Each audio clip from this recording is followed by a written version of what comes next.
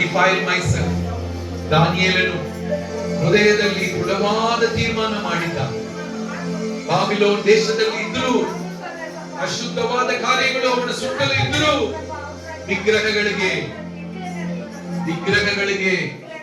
ಇಡಲ್ಪಟ್ಟ ಆಹಾರವನ್ನು ನಾನು ತಿನ್ನುವುದಿಲ್ಲ, ನನಗೂ ವಿಗ್ರಹಗಳಿಗೂ ಸಂಬಂಧವಿಲ್ಲ.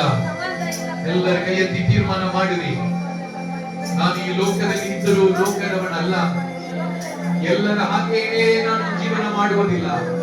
ನಾನು ಯೇಸುಗೋಸ್ಕರ ವೈರಾಗ್ಯವಾಗಿ ಜೀವನ ಮಾಡುತ್ತೀನಿ, ಪರಿಶುದ್ಧನಾಗಿ ಜೀವನ ಮಾಡುತ್ತೀನಿ. ಕೈ ಎತ್ತಿ ಬಲ ಕೈಯನ್ನು ಮೇಲಕ್ಕೆ ಎತ್ತಿ ಬಾಯಿ ತೆರೆದು ಹೇಳಿರಿ. ಈಗ ನಿಮ್ಮ ತೀರ್ಮಾನವನ್ನು, ನಿಮ್ಮ ಹೃದಯದಲ್ಲಿ ನೀವು ಮಾಡಿಕೊಂಡಿದ್ದ ತೀರ್ಮಾನವನ್ನು ಬಾಯಿ ತೆರೆದು ದೇವರನ್ನು ನೋಡಿ ಹೇಳಿರಿ. ನಿಮ್ಮ ತಲೆ ಮೇಲೆ ಕೈ ಇಟ್ಟು ಹೇಳ್ರಿ, ನಿಮ್ಮ ಹಣೆ ಮೇಲೆ, ನಿಮ್ಮ ಹಣೆಯಲ್ಲಿ ಕೈ ಇಟ್ಟುಕೊಂಡು, ದೇವರೇ, ಮೇಲಾದ ಕಾರ್ಯಗಳನ್ನು ನಾನು ಯೋಚಿಸುವೆ, ಕೆಳಗಿನ ಕಾರ್ಯಗಳನ್ನಲ್ಲ, ಮೇಲಿನ ಕಾರ್ಯಗಳನ್ನು ಆಲೋಚಿಸುವೆ. ಸಹಾಯ ಮಾಡು ದೇವರೇ.